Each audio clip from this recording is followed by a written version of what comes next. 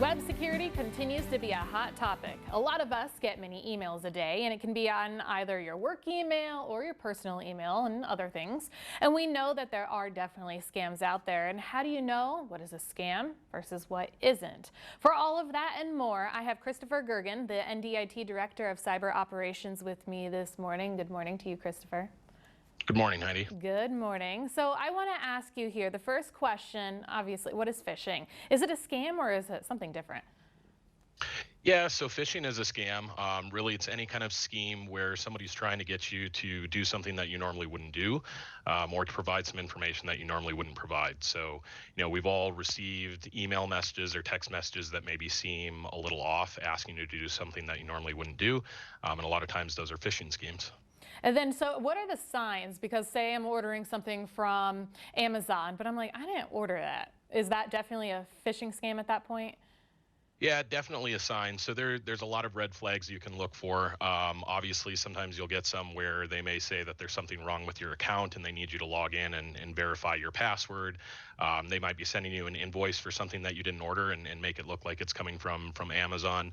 But all of these schemes or scams normally have some common themes or red flags that you can look for. And I guess the two big ones is that there's always a sense of urgency. And usually they're always asking for money or information. A lot of these bad actors are financially motivated. So Would there be any spelling errors or weird logo in play? I feel like I get a lot of those a lot. there certainly could be. So some of the less sophisticated scams that we see, you might have spelling errors, or you might have like a company's logo that doesn't look quite right. But honestly, the bad actors have gotten really good at this, and so they're getting more and more convincing as time goes on. And so it's really important for people to be able to pick up on some of those little things and make sure that they're kind of slowing down and that they can recognize some of those red flags.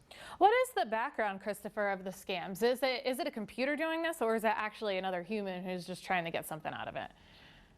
Yeah, so it's a combination of both. It's definitely human and technology. So these attackers will typically come up with a scam, and if they've been successful with it in the past, they'll use technology to automate the sending of those emails and automate so that if you do respond to it, they'll kind of automate so that when the information gets sent to them, that they're collecting that in the background, so that they can kind of use it at a later date.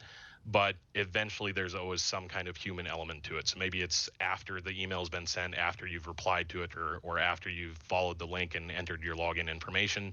But eventually there's always a human on the back end that's trying to essentially monetize that. Interesting there. Okay, so now that we established what the phishing is and we have our emails and our texts, what if I get this email now? What if I click it? What if I don't click the link? What do I do? How do I protect myself? Sure. So it depends a little bit on the scam, right? But if they asked you to, for instance, log into an application that you normally wouldn't log into, or they asked you to change your password and you later realize that was a scam, that wasn't right, you obviously want to change your account credentials, change your password as soon as possible.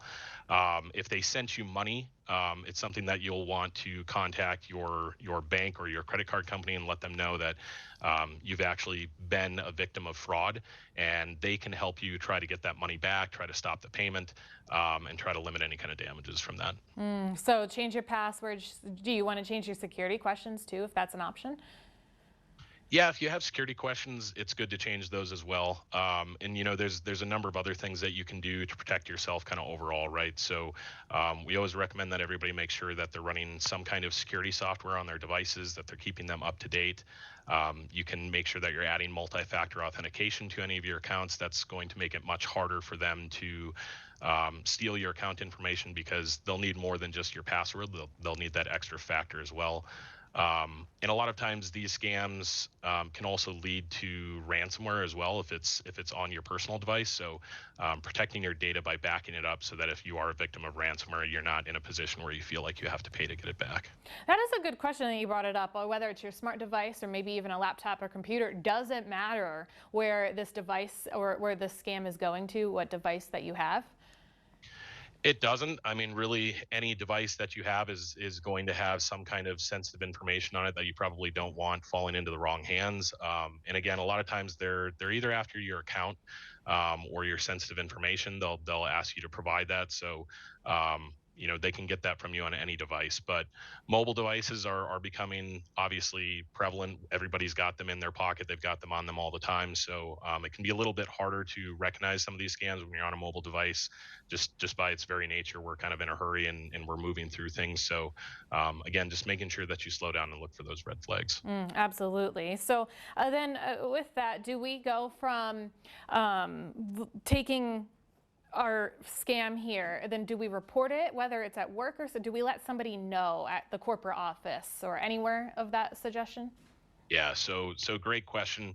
Obviously, we get those in personal. We get these in our business emails as well. So if it's coming through a business email, you would want to report that to either your IT department if you have one, your help desk if you do have a dedicated security team or somebody who's responsible for security. Make sure that you report it to them.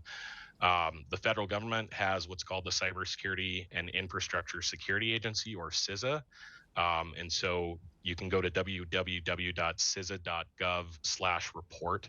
And there's actually forms out there that will help you report these types of scams, as well as a lot of advice on there on how to recognize them and how to recover from them.